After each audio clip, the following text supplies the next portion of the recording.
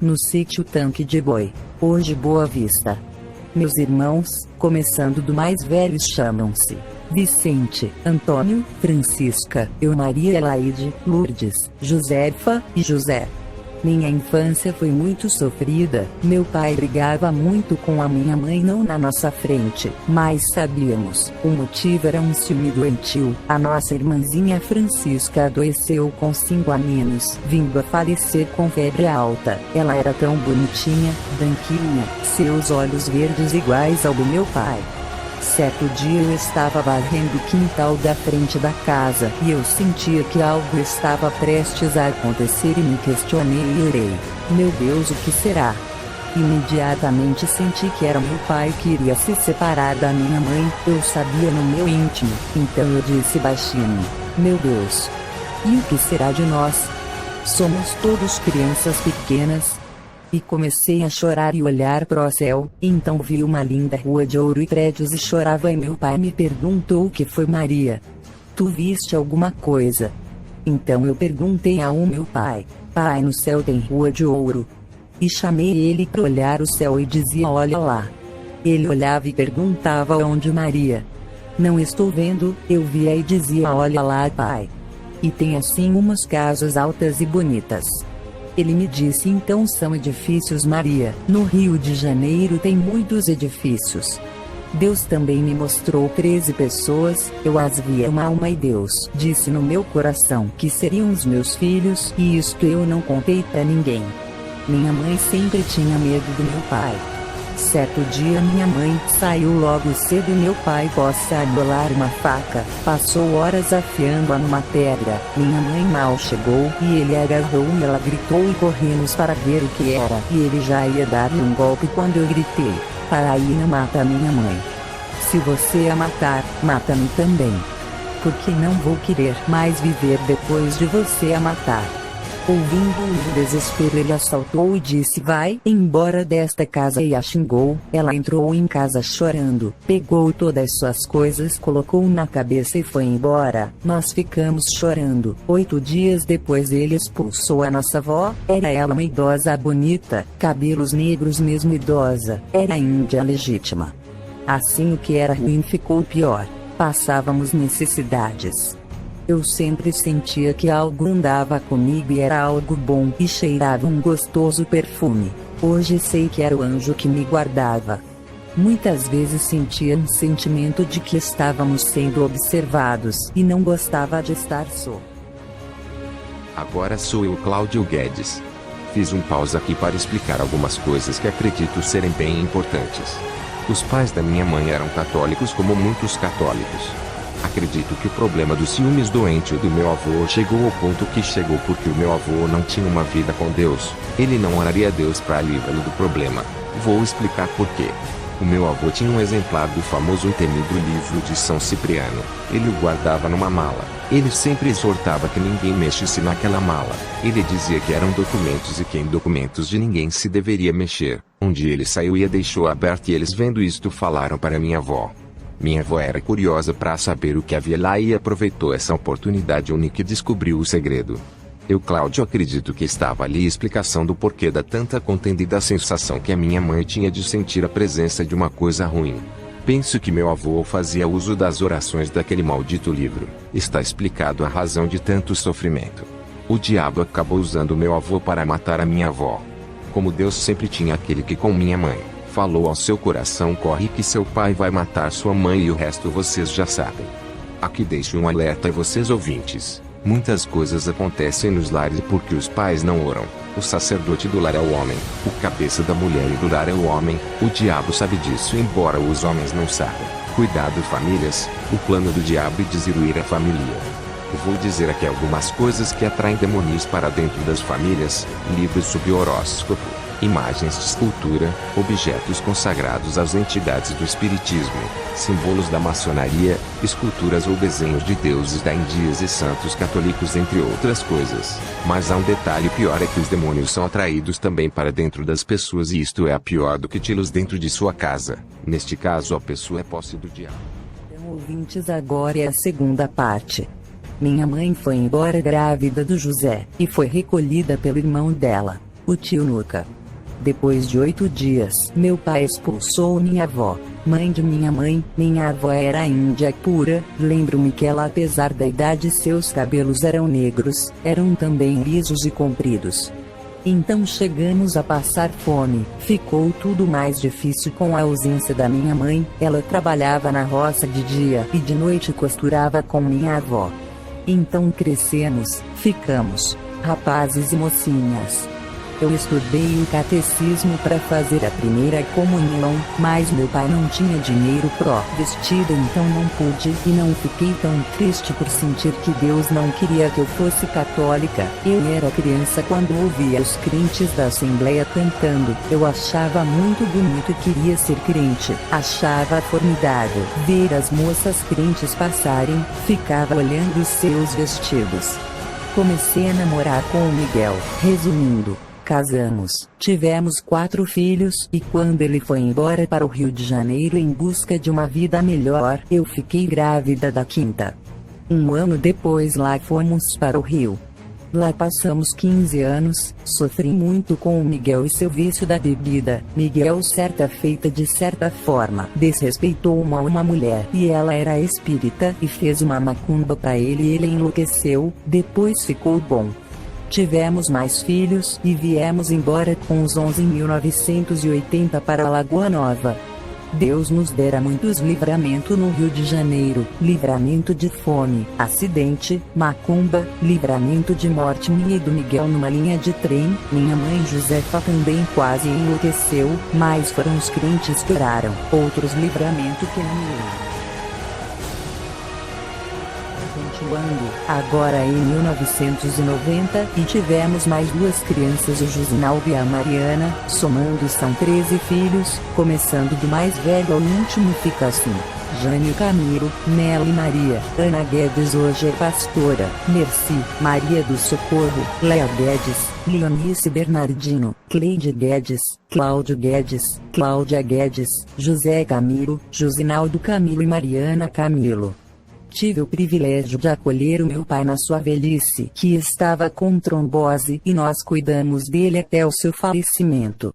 O Miguel começou a dar consultas e fazer trabalho pros guias, e eu não gostava nada daquilo, e minha mãe era filha de santo dele, sabia que não era nada de Deus, tudo era feito na sala.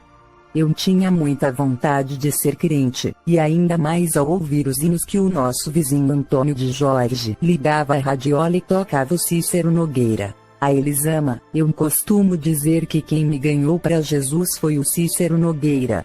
Como eu tinha vontade de ser crente. Lá no Rio de Janeiro houvera visitado a Assembleia de Deus e Deus houvera usado alguém em profecia para mim. Certa vez eu disse a ele: Miguel, vamos ser crentes, e ele respondeu: não. Se meus pais souberem que viramos crentes, vão nos amaldiçoar. Certo dia uma senhora, ao saber do problema da minha perna, conversando comigo, disse-me: tem um pastor que está vindo recentemente para aqui, para Lagoa Nova, e ele ora por todos. A senhora não quer para ele orar por sua cura? Eu respondi: eu vou, vai eu e a Leonice. Então foi assim que nós nos tornamos crentes, evangélicos. O Miguel, vendo que nós íamos sempre à igreja, tomou logo um nojo das imagens e não queria mais fazer as suas obrigações espíritas, e eu disse: então por que não joga fora ou quebra? Ele resolveu doá-las. Minha mãe disse: eu também vou para a igreja de vocês, e assim o Miguel também decidiu, e alguns meses depois fomos batizados nas águas. Eu, o Miguel, a Merci, a Leonice e o Cláudio. Fomos membros da igreja do pastor Geraldo, a igreja pentecostal, vivendo com Cristo por mais ou menos 3 anos. Depois saímos de lá. Passando-se a década de 90, foram falecidos a Merci, em agravo da epilepsia, em 1992, o Miguel em 1994, minha mãe faleceu em 2002, Josinaldo em 2013. Agora é 2020. Eu hoje sou membro da Assembleia de Deus. Hoje todos os meus 13 filhos que Deus me deu são crentes. Estou na idade de 78 anos. Hoje não sei o destino do Antônio, meu irmão. Se é vivo ou já morreu. O José o Pinguim morreu. Este ano eu sigo seguindo a Jesus e sou muito feliz. Sigo esperando a volta do meu Salvador. Segunda pausa para Cláudio. Queridos ouvintes, o meu pai entrou no espiritismo em razão da necessidade. Enlouquecera por alguém ter feito uma macumba para isto. A minha avó quase enlouquecera pelo mesmo motivo. No caso de minha avó foi a inveja. O caso do meu pai foi o desrespeito. A macumba pegou pelo fato de haver legalidade para o diabo agir na vida. Meu pai e minha avó estavam desprotegidos por não ter uma vida com Deus, uma aliança. Deus só protege aqueles que andam com ele. O diabo vive vigiando todos os moradores da terra, mas ele só ataca com macumba ou coisa semelhante especificamente se a pessoa provocar. Resumindo, uma macumba pega arredondo entre aspas se alguém tocar no que é dele e estas pessoas eram dele. Observe no relato anterior que o meu pai ficou bom de sua loucura, mas também tornou-se um servo do diabo, e da mesma forma minha avó. No caso da minha avó foram os crentes que oraram e Jesus a libertou. Seu problema foi que ela não tornou-se crente, foi liberta, mas infelizmente não se definiu. Ouçam-me, o diabo quer matar, roubar e destruir suas famílias. Ouvintes, não há outro jeito de escapar das armadilhas do diabo a não ser sendo cristão de fato. Ouvintes, venham a uma boa igreja evangélica e conte para um bom pastor seu problema familiar. Abram seus corações. Nós evangélicos somos seres humanos iguais a vocês. Antes de virmos para Jesus éramos derrotados e oprimidos pelo inimigo e não sabíamos.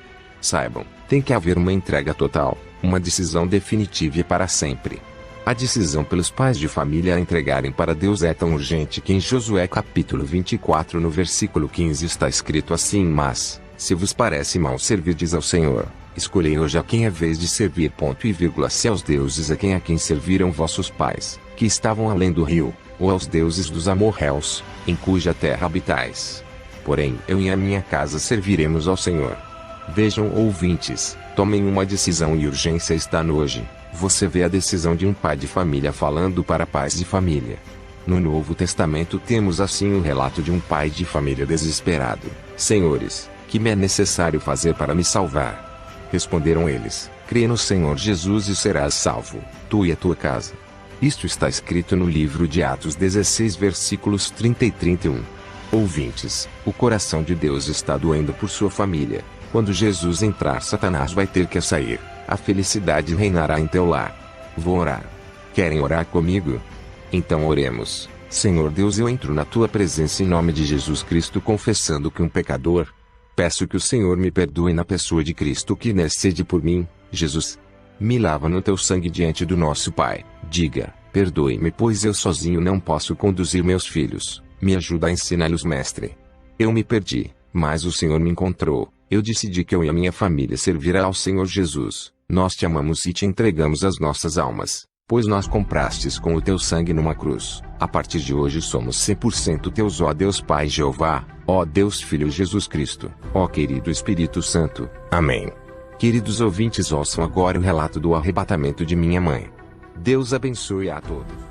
Paz do Senhor, meus irmãos, vou contar a vocês um testemunho de arrebatamento que Deus me deu. É um recado à igreja.